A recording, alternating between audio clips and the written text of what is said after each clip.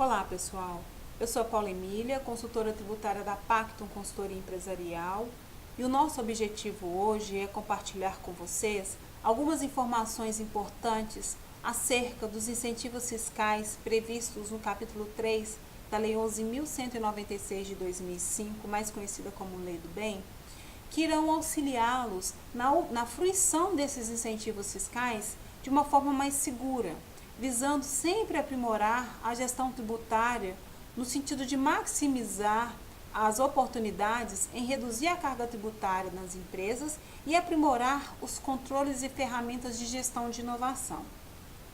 Atualmente, o cenário econômico e fiscal ele não se encontra muito favorável às empresas.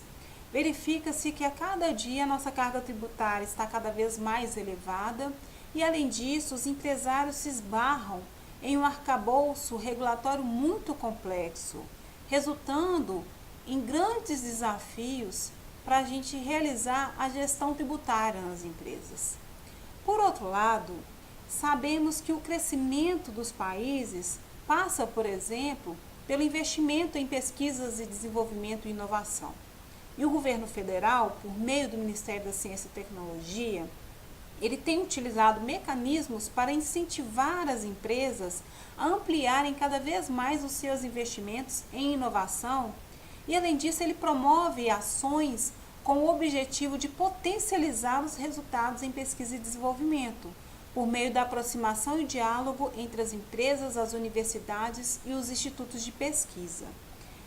Entretanto, para se ter acesso a esses incentivos fiscais que hoje são disponibilizados, há uma certa dificuldade, seja pelo desconhecimento da lei, seja pelos obstáculos burocráticos que nos deparamos e que são impostos pelo poder discricionário. Primeiramente, é importante trazer resumidamente alguns conceitos importantes acerca desse incentivo. Bom, os incentivos fiscais à inovação, eles estão previstos no capítulo 3 da Lei 11.196 de 2005, que passou a ser conhecida como Lei do Bem, cujo objetivo é conceder incentivos fiscais às pessoas jurídicas que realizarem pesquisa e desenvolvimento de inovação tecnológica. O conceito de pesquisa e desenvolvimento de inovação tecnológica, ele é muito amplo. E por essa razão, é primordial entendermos dois pontos fundamentais. O primeiro, o que é considerado inovação para fins de se pleitear os benefícios da Lei do Bem? E quais são os critérios que as empresas terão que cumprir para a obtenção efetiva desses incentivos? Em razão dessa amplitude de conceito, o governo, ao criar a Lei do Bem, ele utilizou-se dos conceitos constantes no Manual de Frascati, para definir o que realmente é considerado ou não elementos das atividades de pesquisa e desenvolvimento. Com isso, chegou-se à definição de pesquisa e desenvolvimento, que foi subdividida em 3 grupos. O primeiro é o grupo da pesquisa básica ou fundamental. Lá são classificados os trabalhos experimentais ou teóricos que são realizados principalmente com o objetivo de adquirir novos conhecimentos, sem considerar aplicação ou uso em particular.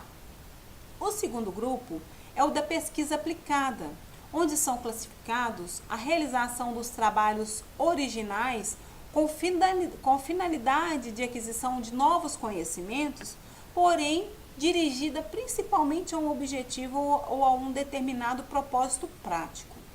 O terceiro grupo, que é o mais comumente identificado nas características dos projetos das empresas, é o grupo do desenvolvimento experimental, onde são classificados a realização dos trabalhos sistemáticos baseados num conhecimento pré-existente, obtidos por meio de pesquisa ou experiência prática ou ambos, cujo objetivo principal é o de desenvolver novos produtos, processos ou aprimorar esses produtos e processos existentes. Dessa forma, chega-se à conclusão de que a Lei do Bem, ela beneficia aquele processo que direciona a concepção ou ao desenvolvimento de inovações, com o intuito de subsidiar aquela fase de maior incerteza incerteza e risco tecnológico no desenvolvimento desses produtos ou processos. Então, todo o esforço gerado para se chegar à concretização desse produto ou processo, eles são considerados como sendo elementos fundamentais para se caracterizar a atividade ou projeto como sendo de inovação para a lei do bem. Inclusive, são considerados beneficiáveis aquelas atividades que são desenvolvidas e que por alguma razão são interrompidas ou suspensas, ou até mesmo fracassaram por alguma razão. Essas atividades são também consideradas como inovação para a lei do bem, para fins de pleitear esses incentivos fiscais. Para se utilizar os incentivos fiscais da lei do bem, não há necessidade de aprovação prévia das atividades ou projetos de P&D realizadas. Desse modo, cabe às empresas a manter uma documentação comprobatória que suporte tanto os dispêndios auferidos, realizados, bem como as atividades de P&Ds que são apresentadas posteriormente à Receita Federal e ao Ministério da Ciência e Tecnologia. É importante também destacar os principais incentivos fiscais que são previstos na Lei do Bem. O primeiro deles, e o que traz o maior resultado para as empresas, é o benefício da exclusão adicional, onde aqueles dispêndios com projetos e atividades de inovação que já são dedutíveis da minha apuração do imposto de renda e contribuição social, no momento em que as empresas se utilizam da Lei do Bem, elas podem deduzir mais uma vez esses dispêndios desses projetos de inovação. Um outro incentivo importante é a redução em 50% do IPI nas aquisições de máquinas ou equipamentos sobressalentes nacionais ou importados que são direcionados aos projetos de pesquisa de desenvolvimento tecnológico. Além disso, nós temos um incentivo também importante. Este tem um efeito meramente financeiro, porque posteriormente eu devo oferecer a tributação conforme previsto na legislação do imposto de renda, que é o benefício da depreciação ou amortização acelerada daquelas máquinas que eu adquiri, que são direcionadas, exclusivas daqueles meus projetos de pesquisa e desenvolvimento. Além disso, há alguns elementos primordiais que os envolvidos no processo precisam entender e aplicar durante o desenvolvimento de projetos de pesquisa e desenvolvimento.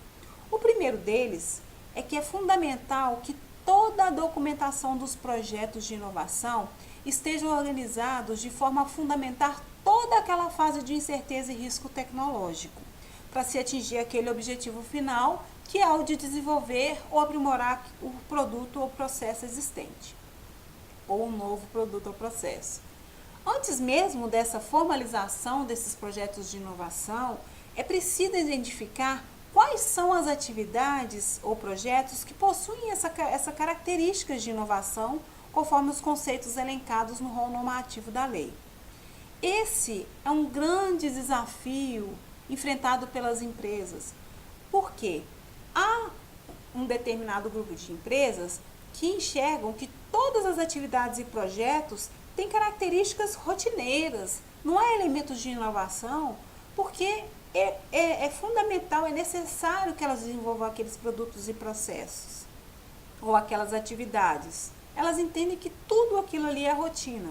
Há um outro grupo de empresas que entendem que todos os seus projetos e atividades são inovação.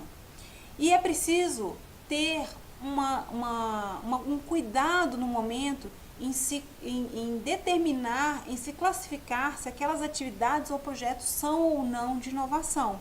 E para isso a gente tem a lei, o decreto, a instrução normativa e até mesmo o manual de Frascati, para aprofundarmos o conhecimento dos conceitos que são considerados para fins de classificação de atividades ou projetos de inovação.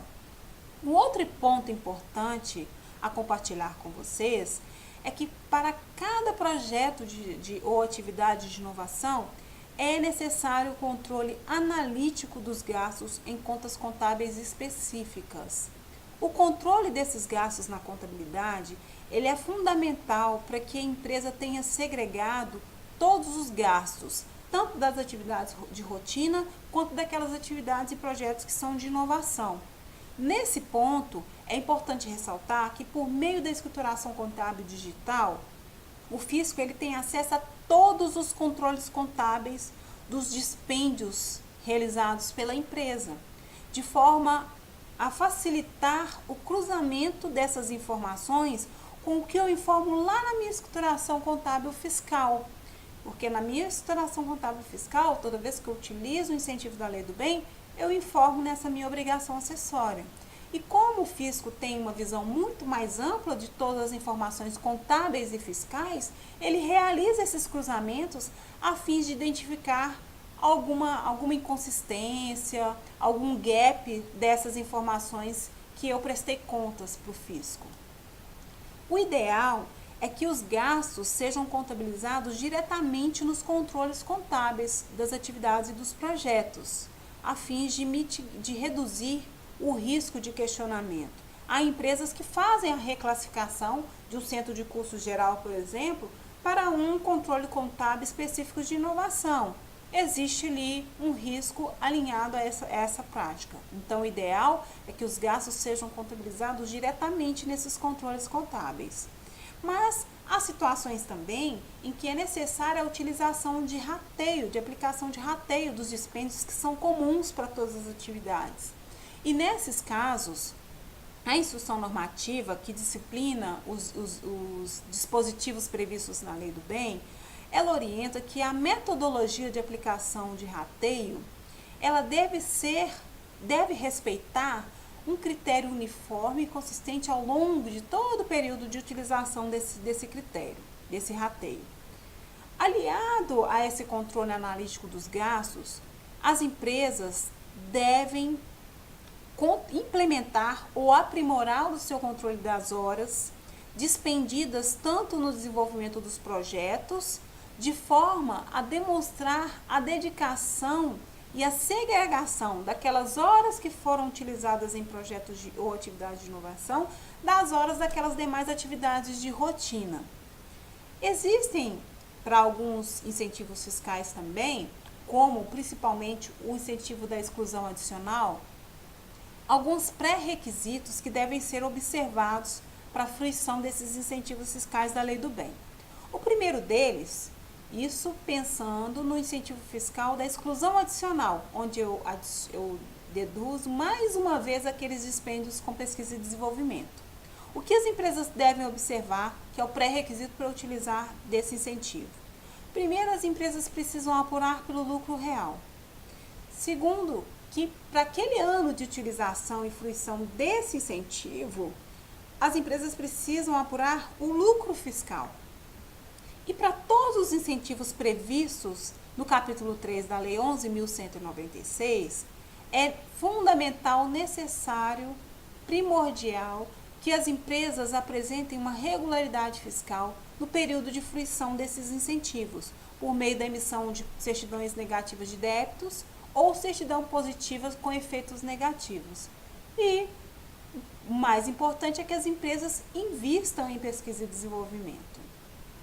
Essas são as principais características para a fruição desse incentivo fiscal.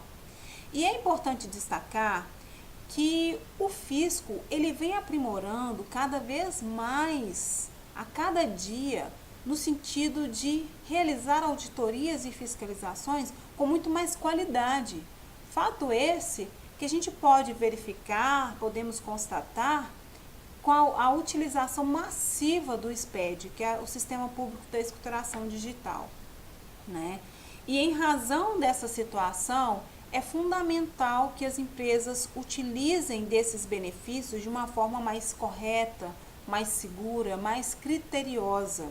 Aliás, cada vez mais é fundamental que as empresas revisitem o seu modelo de tributário, a fim de verificar se aquele aquele regime de tributação, aquelas ferramentas de gestão tributárias são as adequadas para aquele momento atual das empresas.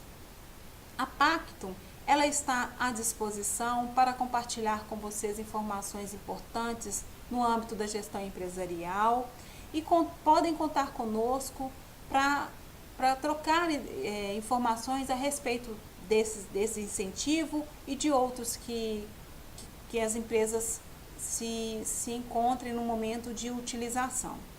Nós agradecemos a disponibilidade de vocês e a atenção que nos foi direcionada. Muito obrigada!